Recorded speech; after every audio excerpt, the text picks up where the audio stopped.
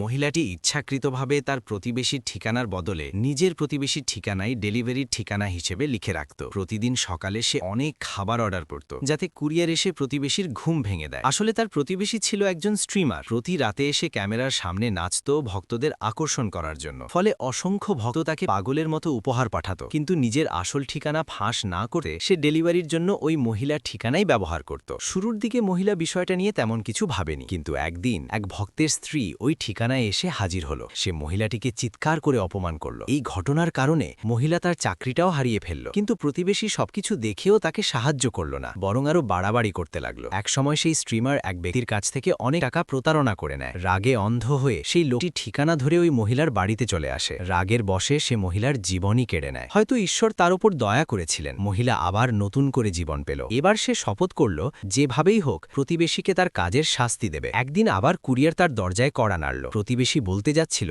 যে সে ভুল ঠিকানা লিখেছে। ঠিক তখনই মহিলা প্যাকেটটি ছিনিয়ে নিয়ে দৃঢ়ভাবে বলল এটা তারই প্যাকেট। প্রতিবেশী রাগে তাকে দোষারোপ করল, কিন্তু প্রমাণ করতে পারল না যে প্যাকেটটি তার। তাই সে অসহায়ভাবে দেখল মহিলা দামি উপহারটি নিয়ে চলে গেল। এরপর মহিলা নিজেও ডেলিভারির ঠিকানা প্রতিবেশীর বাড়িতে পরিবর্তন করে দিল। ফলে প্রতিবেশী যখনই ঘুমাতে যেত কুরিয়ার এসে তাকে জাগিয়ে দিত। কয়েকদিন পর হঠাৎ প্রতিবেশী তার কাছে এসে দেখা করল। সে ভদ্রভাবে ক্ষমা চাইল, কিন্তু মহিলা সাথে সাথে বুঝে গেল তার আসল উদ্দেশ্য। সত্যি কিছুক্ষণ পর প্রতিবেশী তার বাড়ির ভালো আলো নিয়ে প্রশংসা করতে শুরু করল। সে বলল সে অসুস্থ এবং ডাক্তার তাকে বেশি রোদে থাকতে বলেছেন, তাই কিছুদিনের জন্য বাড়ি বদল করতে চায়। মহিলা তার চালাকি বুঝলেও রাজি হয়ে গেল। পরের দিন এক ভক্তের স্ত্রী ঠিকানা ধরে আবার সেখানে এলো। তখন প্রতিবেশী আগে থেকেই বলল যে সে স্ট্রিমারের পাশের ঘরে থাকে আর যাকে খুঁজছে সেই নাকি ওই মহিলা। এই সময় কোনায় দাঁড়িয়ে সব দেখছিল মহিলা। সে সামনে এসে বলল কেউ সত্যটা বিকৃত করছে। এখন ভক্তের স্ত্রী বুঝতে পারছিল না আসল স্ট্রিমার কে। সবাই শুধু জানত স্ট্রিমার থাকে 433 নম্বর রুমে। তখন কেউ প্রস্তাব দিল